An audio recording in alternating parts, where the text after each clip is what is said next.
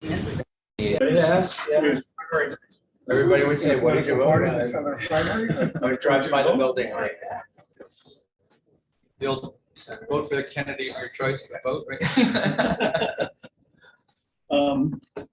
We're going to vote on two different minutes here. The minutes of April 18th. Has everyone reviewed them? Motion approved. And a second? Second. All in favor? Aye. Anyone opposed? It's carried. Our last meeting of May 30th, we did not have a quorum, so it's not truly minutes. They're just meeting notes. So we don't really need to approve them. There's a note here. Next item up is Mike's treasury report. Good morning. Good morning.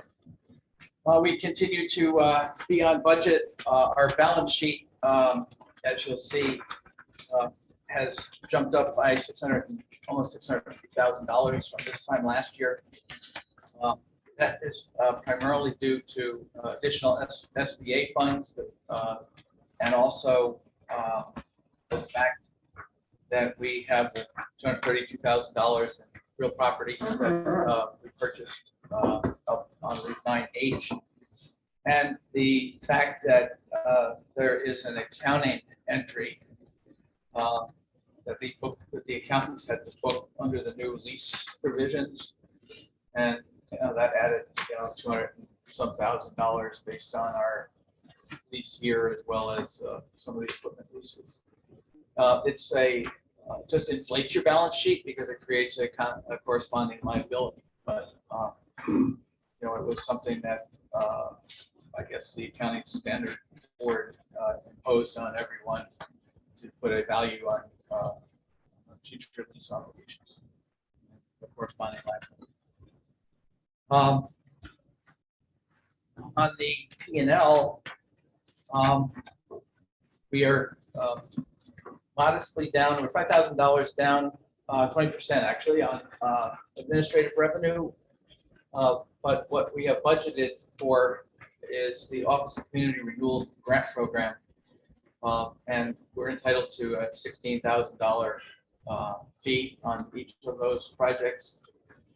The Kleinkill Farm housing project has been approved and completed, so we will be receiving those funds shortly.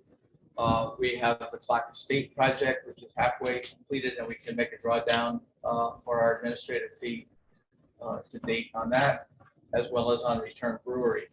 So that's really a timing issue as to how we budgeted those anticipated fees. Our grant income from the county is up. The housing contract with the county was for $250,000 over 3 years. And it was $25,000 in 2022, and then $75,000 a year for the 3 years forward. The County Controller's Office had not received the contract which was signed before the end of the year, but they had not received the contract until after the first of the year. So we had a $25,000 payments under the contract from last year that wasn't booked last year. So when we're up $30,000 from funding from the county, it's basically because of the deferral of that payment last year into this year by the county. We are down on membership. We're not down as far as it looks, but that will continue to gap. The reason it's not down as far as it looks is the accountants make us book. If you join in January and you join in July, we only can book. We have to book 6 months of your membership in 2023 and 6 months in 2024. And so we have not been moving over the accrual as we eat that up, if you will, from an accounting posting standpoint. What we are looking at is a housing conference in late September, early October. And we found that with our annual meeting, we did better with sponsorships than we do with memberships, because I think people ask, well, what do I get for a sponsorship? Or what do I get for a membership? Where with a sponsorship, I get advertising, I get visibility for that event. I think we keep both, but I think we do have to balance a little more between where we think the revenue is going to come in from the membership versus the sponsorship. We're right on target on the SBA micro loan. Martha will give a brief update on that program, including the fact that as of July 1, we're going to be getting an increase from the SBA for our technical assistance. And also that I think you're all aware we were awarded another $775,000 over 2 years, Martha? Three of additional funds to draw from the SBA to put into our loan program. And with the county loan fund, because it's revolving, what we put back in is now available to lend. With the SBA loan program, they loan us the money, and then as people pay us back, we pay them back. And so if you don't continue to get awards going forward, ultimately that loan program will dry up. The fact that they awarded us that amount of money is a reflection of the fact that we have been doing an excellent job, and Martha's been working very hard now with Steve to get money on the street. And it also has resulted in us going from, I think it was $180,000 in technical assistance up to $230,000 this year. 275. July 1.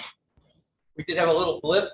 You will remember that the House of Representatives in approving the lifting of the debt cap did do some clawback. One of the things they clawed back on, we don't quite understand it yet, but we're talking to industry associations about it, was technical assistance grant money. We had been approved by the SBA in advance of that.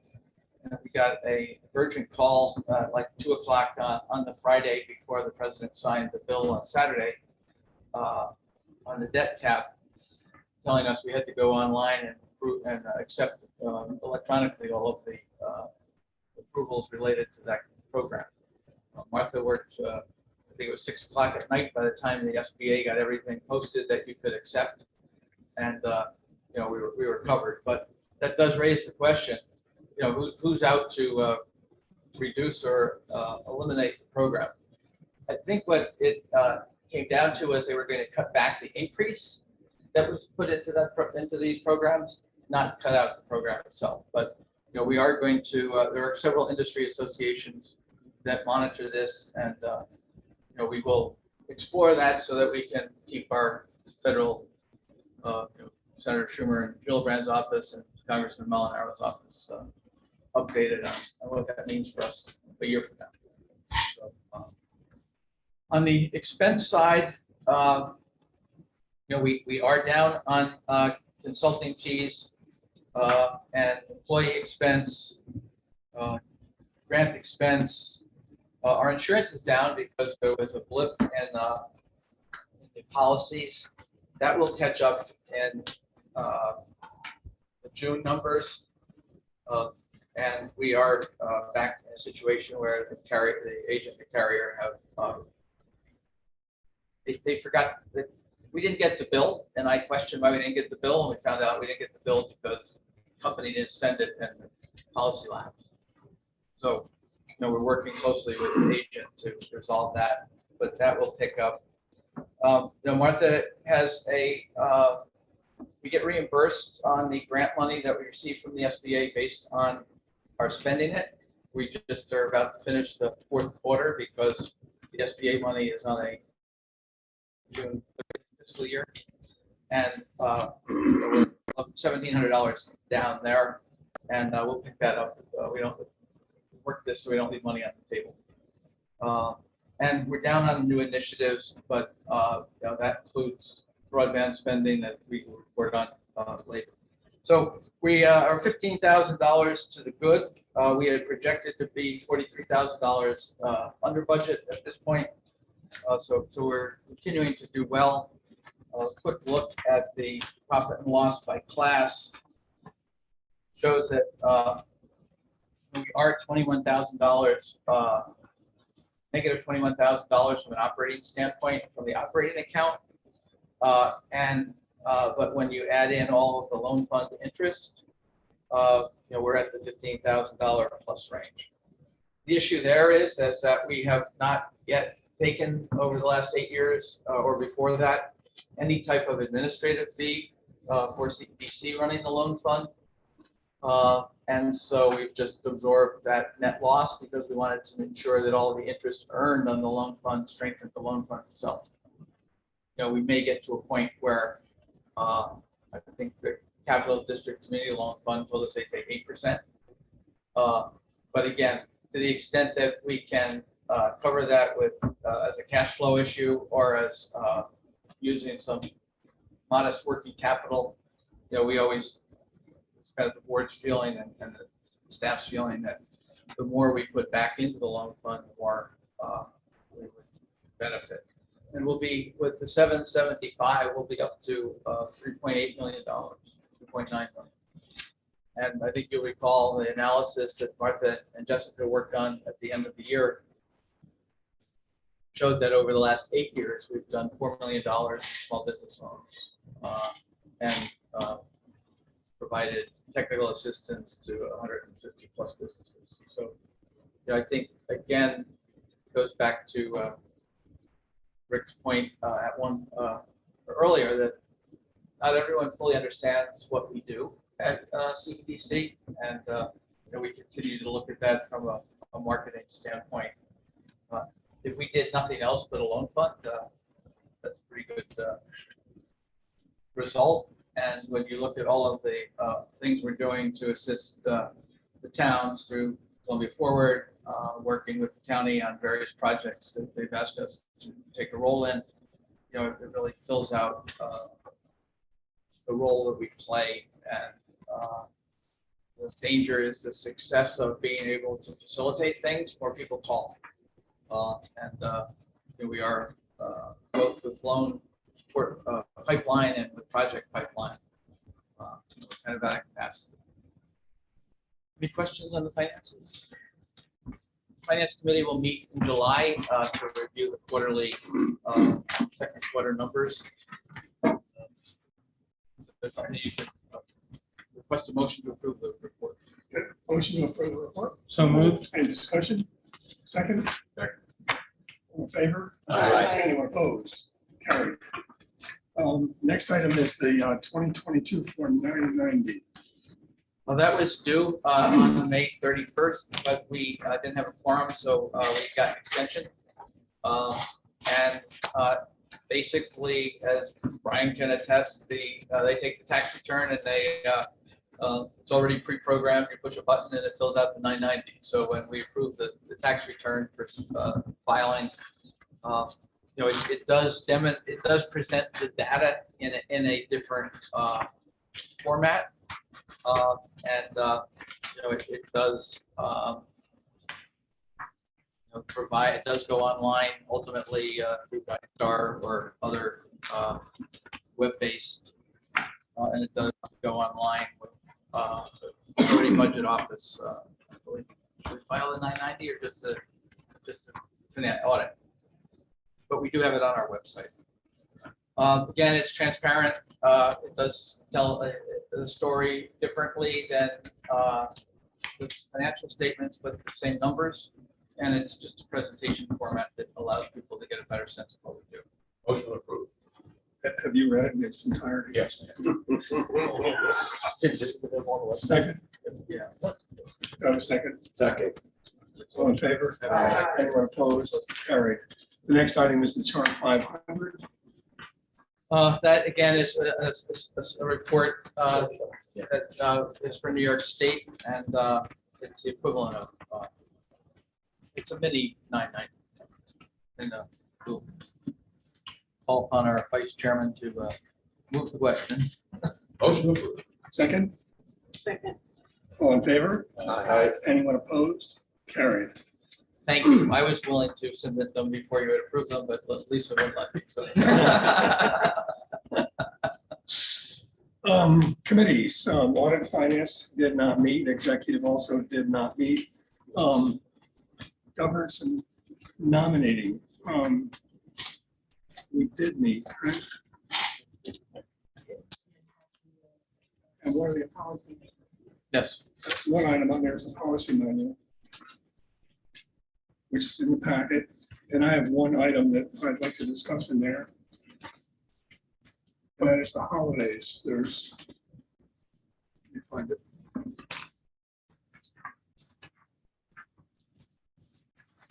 On page 10.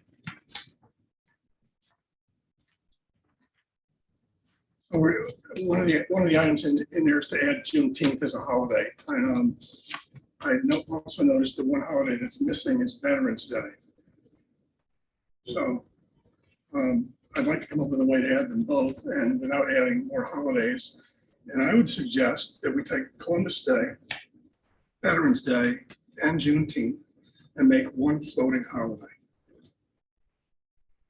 That's my suggestion. Any discussion? I think Veterans Day is usually closed anyway, isn't it? No, it hasn't been. We've not closed on Veterans Day, only on Columbus Day in the fall. I think, there's two issues. One is celebrating and recognizing days that have been designated, as well as, Christmas and Thanksgiving. But we do provide 4 weeks vacation for everyone. And we have traditionally had 10 weeks holiday. Or 10 days of holiday. That means we're working 46 weeks out of 52. And, if I saw in New York City, they're adding another holiday to that I have to look up what the name of it is, but, and what its purpose is. But, at a certain point, That's mostly for parking. it's, Just joking. yeah. They can get higher ticket fees on holidays, right? No, as a person, you can find a place to park. Yeah. So I think that, at a certain point, people should be able to have some flexibility, but at a certain point, how many more holidays can you add? We'll be working 42 weeks a year.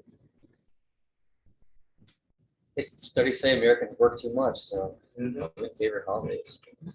And don't get me wrong, I mean, we are, So for instance, we're giving, I've declared a holiday that's not on here for July 3rd, because, who's going to come in Monday between July 2nd, 3rd, when it's a Monday?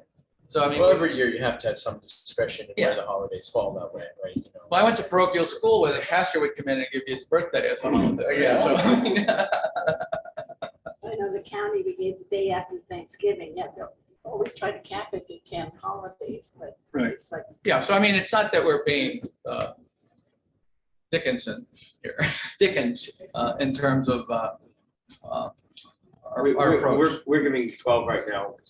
We have Veterans Day, I personally think it's an important day. And then we did add Juneteenth and we substituted it for Columbus Day. And our logic there was that, in our field, in our, October is a very, very busy month and we wanted to be open on Columbus Day anyway, so. So we were already working it. Anybody else? Do we substitute Veterans Day for Columbus Day?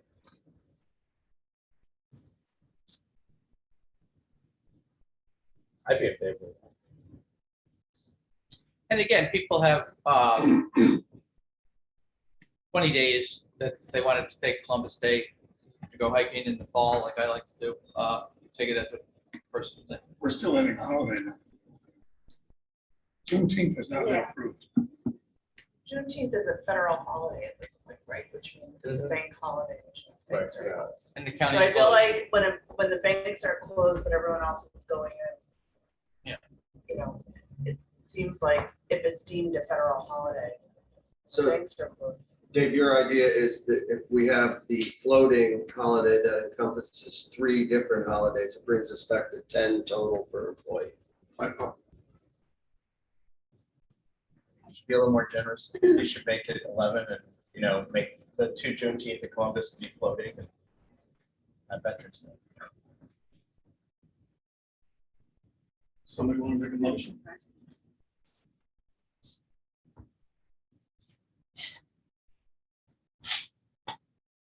I mean, personally, I think 10 is enough, but that's me. I would make a motion to support your measure.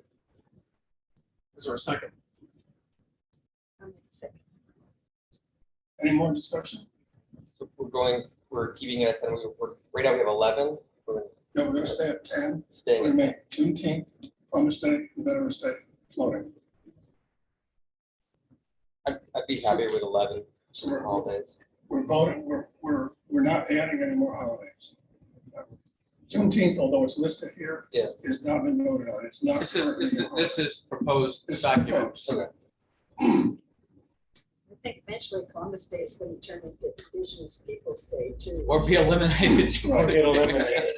Look at it as a swap, because the way people are feeling about Columbus Day and then Juneteenth, it's kind of like the opposite of that, where we're getting recognition for some atrocities. That could be a swap, Yeah. you So know, both morally. of them would be acknowledged as floating holiday. So there is a motion and a second that we consolidate Juneteenth, Columbus Day, and Veterans Day into one floating holiday. All in favor? Aye. Anyone opposed? No. I am. I'd rather see Veterans Day as its own standalone. That's why we need to get a count going. Who's Call the in favor? roll. Call the roll. Yeah, do a roll call. In favor of the vote, In All favor three of being- low consolidating- versus 11. In favor of. But we have to make consolidating- another motion if we Yeah. want to do that. Yeah, the motion on the floor is to consolidate the 3 holidays into one. Lisa's going to roll. Yeah, just give me a minute. Yep. Okay.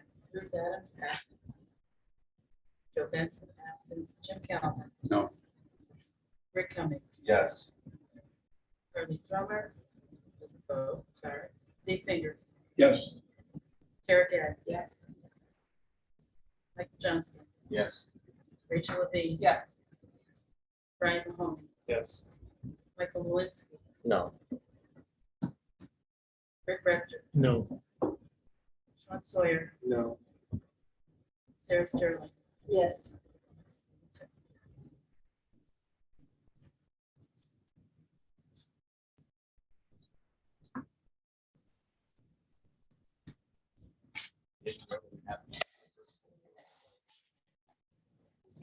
Seven for, 4 notes.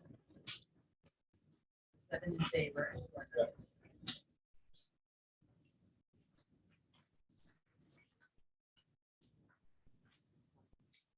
Seven in favor with 4 notes. So the motion's carried. Thank you. And thank you, everybody, whether you voted for or against, I think it's good government. All right, so now we need a motion to adopt the. That's And correct. just a little bit of background. Annually, we have tried to, for the last several years, have a meeting with Elena DeFeo-Keen, who is our HR lawyer.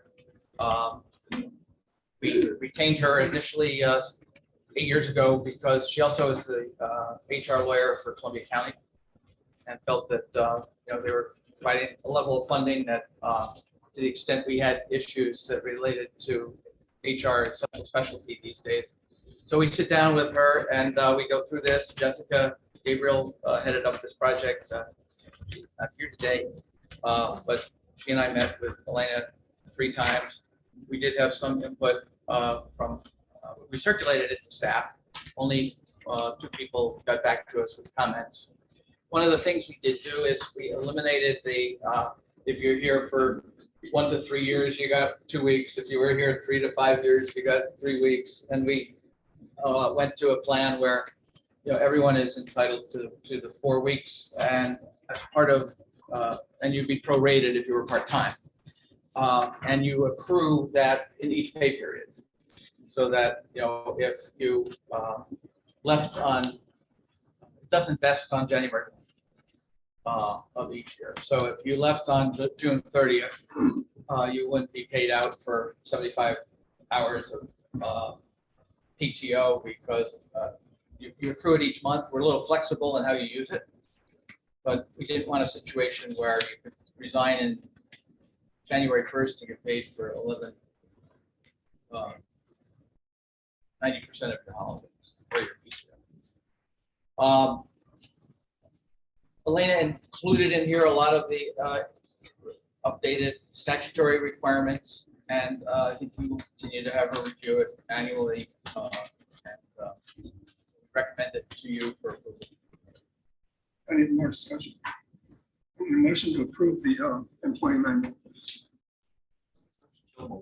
Second, All in favor? Aye. Anyone opposed? Carried. Thank you. I do point out in these PTO and holidays that we do it does provide that employees after a certain date can roll over 5 vacation days or PTO days. And there's 2 legacy employees who have the buyout of 50% of the unused holiday. But that was modified 5 or 6 years ago. So there's one more item, and Sarah chairs the governance and nominating. We did do an interview, and I'll let you take it over. Are we going to do executive session for that? Should we finish up the? Should we? Yeah. We're gonna do that later. Yeah, we'll do that in executive session. Do it Yeah, later. it says it. We'll wait. Good. Loan committee portfolio dashboard. The loan portfolio dashboard is in your packet immediately following the employee end. Clients A, B, C, and D have been on here for quite some time. With the exception of client C, they all make regular monthly payments, they just haven't gotten. New to the list is loan client E, and we have been in touch with that client. In fact, now we know it's 2 payments. Update you. That's required. Any discussion? Motion to approve the portfolio dashboard. Motion. Second, I'll second. all in favor? Aye. Anyone opposed? Carried. Thank you. Next on the list is the loan policy. And that's immediately following the dashboard. If you turn to page 9, loan policy manual, you will see that we are going to the language or $25, whichever is greater. We have learned that the FDA only allows for a late fee of 5%. And we have adjusted our promissory note to make that change. And now we're asking for this change to the loan policy manual. So moved. Second, Second. all in favor? Aye. Carried. Now we have some loans. Good morning, everyone. Presenting to you the loan application from Bowers and Bell Corral, located in Chatham, New York. Their application for loan was $25,000. It would be an SBA microloan. That loan amount does also entitle them to a $2,500 grant from our Columbia Forward program. Term of the loan is 72 months with a monthly payment of $388.29. That interest rate on that loan would be 3.75%. Purpose of the loan is purchase of equipment for the practice as well as working capital. Collateral will remain on business assets, personal guarantee of the principal. This loan was reviewed by the loan committee and suggested to the board for review. Thank you. Discussion? Motion to approve loan. I'll make motion. Second, Second. all in favor? Aye. Anyone opposed? Carried. One more, right? One more. And this is from Go Mushrooms LLC. This is a new business. They produce mushroom tinctures, and they are looking for $75,000. Again, $25,000 would be an SBA microloan, and $50,000 would be interest rate is 6%. The purpose is working capital and equipment purchases, and the collateral is a lien on business assets and personal guarantee.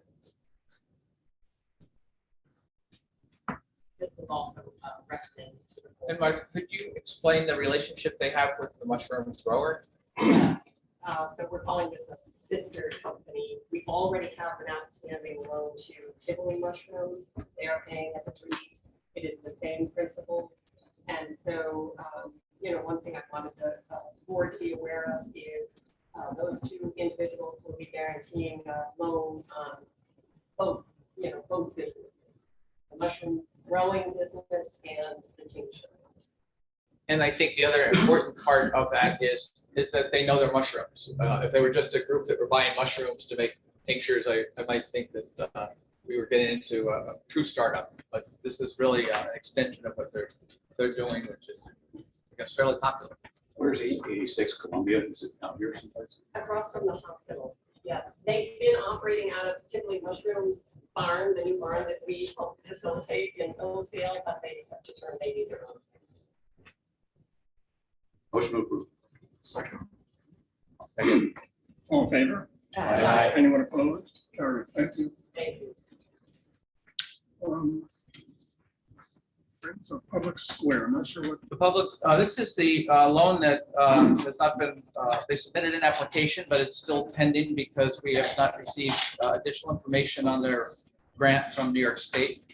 This is the community group that has formed a not-for-profit to partnership with the city, upgrade and redevelop the 7th Street Park. They did receive a approval from the Speaker of the Assembly to provide a grant of $125,000 from the Community Capital Assistance Program for the renovation of Public Square Park, including infrastructure, pathways, fountains, and plazas. We had discussed, with the organization and with the mayor's office, loaning them 50% of the $125,000 because the grant is reimbursable. And as part of that process, after we get the information as to what they can spend the money on and be sure that what they are using the money that this loan, if approved, would be used for is reimbursable, they would then sign an assignment agreement that when those dollars were released by the state, they would repay us. The difficulty with capital grants from the state are that the entity has to complete the project before they can get the money back. In this case, the funding is through the Dormitory Authority, which is a little different because they will allow a partial reimbursement during the course of the loan. now it's likely that 125,000 will be used for engineering costs. Right, planning and So, so they really won't have anything completed. no, they're what they're looking to do is they have an application in for the Regional Economic Development Council for Empire State Development Capital. So these are planning dollars. Okay. Our concern was what until we get the copy of the grant agreement from the Dormitory Authority to determine what the money can be spent on. We don't want to be in a situation where if the board did approve this, that the $65,000 went to expenses that were not eligible for reimbursement. And therefore and on the flip side, they have been holding fundraisers. And we've asked them to present a financial statements when they come back with a final application that would demonstrate to the board what level of community support they have and what money they've raised towards this project. Is there an issue about them not being able to achieve matching grants for their fundraising? Was that, I mean, I scanned over this very quickly. Sorry, They had to raise X amount of money to match the grant? yes, there are, the ESD grants do require a level of match. And also, there was some question as to what their relationship was with the city because the park is owned by the city. Right. So there are some questions that were still out there, but I did want to keep this on your radar as we learn more about it. Thanks, Mike, besides the kind of the financial planning, is there a physical plan for this yet, even in like an aspirational one? Yeah, that we can bring that in. That would be interesting. It would be. And I think as Dave pointed out, a lot of it will be whether they're architects. They had an architect, I think, who did some pro bono work, whether that's feasible in terms of cost, and that would be what some of the work would be done. Thank you. And what's the anticipated duration of this bridge loan? We would think it would be paid out within 6 months of the time that the Dormitory Authority enters into the grant. It's very short term because we did get confirmation that to the extent that certain grants you can ask for reimbursement, and they would on a grant this size they wouldn't do more than 2, but they would do a mid course. Mike, you also referenced the HTC in this when I read it. Right. And just because I guess they're not functioning right now with that executive director is the reason they're not involved in this? They are going through a strategic planning process, as I understand. And so we had asked them to go 50-50 with us on this. They have not identified if they want to be in the lending business. On the flip side, I don't know how much we want to encourage them to be in the lending business because there are only so many businesses to loan to. So I do think that when they finish their strategic plan and hire an executive director that will re-engage them in these discussions, because I thought they might want to be a donor to the effort because It's city. they do have, it is the city It's and the city of Hudson, the city of Hudson Park. they do have $3 million in the bank, They got the money. which is why I suggested 50% of a loan to encourage their participation. But at least this way it can get started. They can't grant them the money. That's what I mean. Yeah, a grant. I asked them if they would do a grant, and then also then they said, well, they're exploring whether to start up a loan fund. Is that correct, Mark? I think they're exploring all their options and trying to determine whether this fits into their vision. No, when you said loan fund, just. Well, they were talking loan. They're talking a loan or a grant. I don't think it ever got to their board. We were just talking to their chairman and their executive director.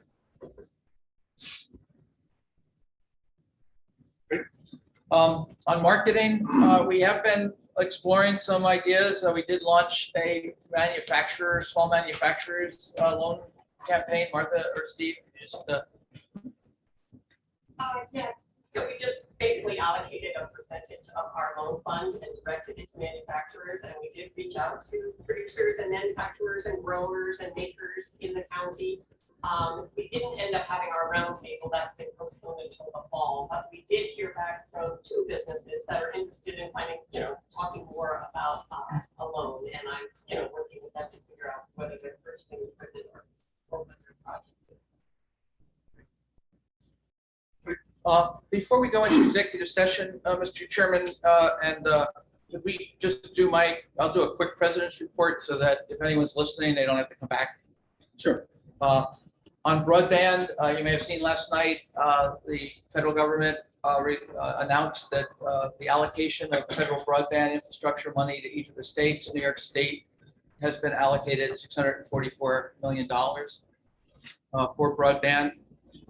We are working with the USDA and the town of Ghent, New Lebanon, Austerlitz, and Canaan on the grant money that was awarded through Representative Delgado when he was in Congress. We had a very good call with the USDA last week. There are 4 other grants that were awarded by members of Congress from New York. We are ahead of that curve in terms of having the discussions with the USDA. Fortunately, there's only one provider, and it's consolidated in that area. So an RFP wasn't required. And, we believe that we're going to be able to pick up about 180 addresses between Canaan and New Lebanon and pick up additional addresses in Ghent and Austerlitz that were not identified at the time that they used ARPA money at the town level to build out their infrastructure. The real issue is that because the congressional award was made in the name of the town of Ghent, the town of Ghent is continuing to cooperate and participate because if they weren't the lead entity, the USDA would not be allowed by law to give the other towns the money. We also have been working with the 4 providers as it relates to the remaining addresses. We believe that is about 500 or 600 addresses. We're exploring with the state, and Dave and I have had several conversations, a most recent about 3 weeks ago, with the director of broadband for the state and his team. We had a half-hour meeting, and they're guiding us through this process. it was hard for them to give us any real indication of what to do next until they got this allocation last night. But If we're at 500, what's Green County? Green County was around 2,000, but they used ARPA money to incentivize the providers, and they're building it out now. So they're a little bit ahead of us. But you know, I think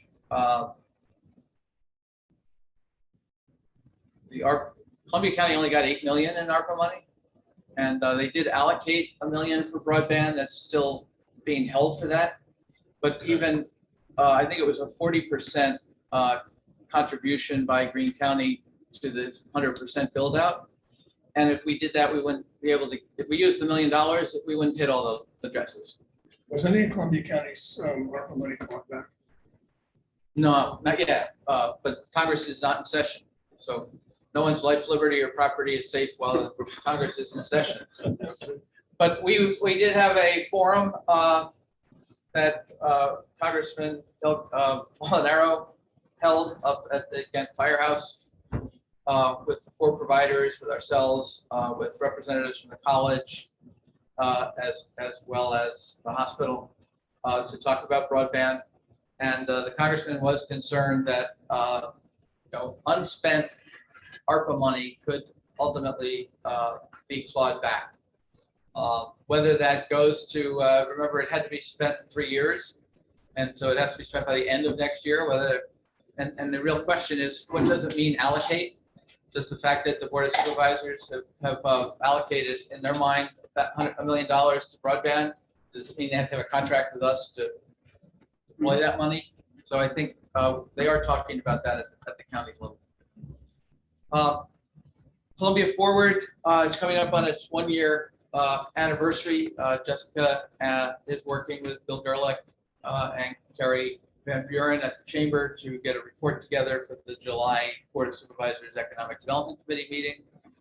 We did have a very successful event, partnership with the Chamber for Businesses at, can't remember the name of Iron and Grass. We do report monthly our economic development committees with the Board of Supervisors every other month, but Chris and Jessica and I attend the full Board of Supervisors meeting monthly. They seem very pleased with it. On the housing front, Chris, could you just give a quick update? Morning, everybody. So it's been an interesting last 4 weeks in the housing world. We have our next full task force meeting Wednesday night. And does everyone receive that alert? You get an email about the task force meeting? Okay, just want to make sure the full board does. There's really only 2 things on our docket for that meeting. We're doing a different kind of a meeting. It's a deeper dive into 2 concepts. One is something we've been working on for a couple months. One is something we've been talking about a bit, but not in depth. We won't really have a presentation, so it might be a little less interesting to watch via Zoom. But the first thing we're talking about is a employer survey that Merchant County drafted for us. It's been reviewed in the office by Jessica. Chris Nardone reviewed it over at Workforce Working County and Work State. And our outreach committee is looking at it, so the full task force will look at it. And this basically, it's a survey that we'll distribute to employers throughout the county, ask them how housing affordability issues have affected both their business and their employees. That's their knowledge. So we'll hammer that out, hopefully get that distributed next month. The other conversation is kind of a piece of some real coalition building that's been going on the past 4 weeks or so. We submitted a successfully funded grant application on behalf of a community land trust, which is a community nonprofit that's starting up. I've been having some conversations with some of the regional housing nonprofits. These are organizations that they offer services that we don't have in the county: home buyer assistance, down payment assistance, landlord training. These are places where we've got gaps, right? So instead of creating new organizations to fill that, which would be really cumbersome, we're trying to entice some of these organizations that are nearby to come to the county and do some work. And then the last piece, which is really what we're going to spend the most amount of time talking about on Wednesday, is the concept of a land bank. I attended is it Adirondack Association of Towns and Villages? They had an event earlier this month at Lake Placid. I've heard about some success that New York State rural land banks are having. And they've really kind of pivoted from addressing foreclosure and abandonment issues to addressing affordable housing issues. So it's sort of it's not a new area for land banks to focus on, but it's certainly a new priority point for land banks to be focusing on. So we'll talk about that. Some folks do. And one of the issues with land banks is that often they have obtained properties that are in rem foreclosure for failure to pay real estate taxes. But the US Supreme Court has recently ruled that to the extent that a county or municipality forecloses on real property because of back taxes, and at auction they receive more than the amount that is due and payable, that the county or municipality can no longer keep that money. The state legislature they passed a moratorium 1 year, was it a moratorium, but the governor hasn't signed it yet. Correct. Yeah, and the length is but she hasn't until the end of the year to sign that. So, this whole process is a bit in limbo, but we have explored it in the past, and it was decided by the county not to create a land bank, but the funding was structured differently at that point in time. One of the reasons is that the city of Hudson does their own foreclosures. They don't sell their back tax list to the county for collection. And so the question is whether it would be a intermunicipal land bank that would serve both county and city, or we'd have a better chance, I believe, if there was one land bank than if we both were trying to get our own land bank. But that's really a Board of Supervisors decision, and if the city was involved, the city council and the mayor. But part of what the task force's job is to explore and vet things and then present them to the county Board of Supervisors. Finally, I'd like to welcome Belen Hay. She's our intern from the county. They are with us today. Belen is our IT student, and we welcome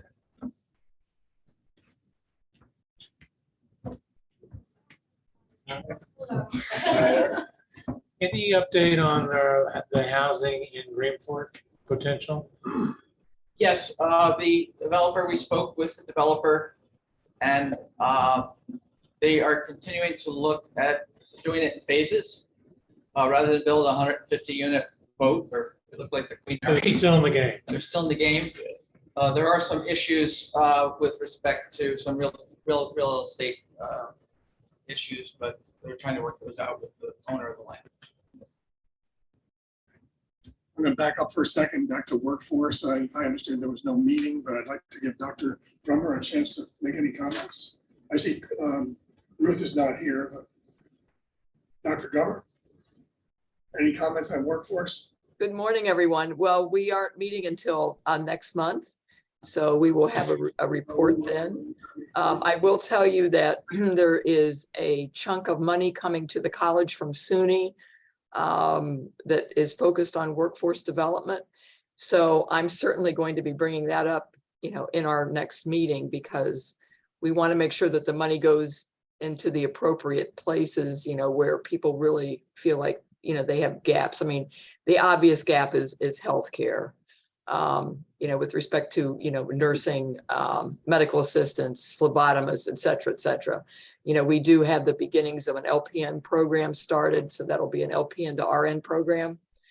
And I think we're also looking at, of course, ramping up our automotive technology and building construction technology programs. But, other than that, I'll be eager to hear what people are saying, with respect to, we try to, skate to where the puck is going to be, not where it is right now.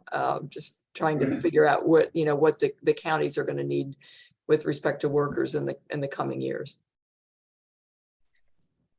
Thank you. So I think that's the end of the open meeting business. And we need to go into executive session to discuss personnel And real estate. So, Second. all in favor? All right. Carries.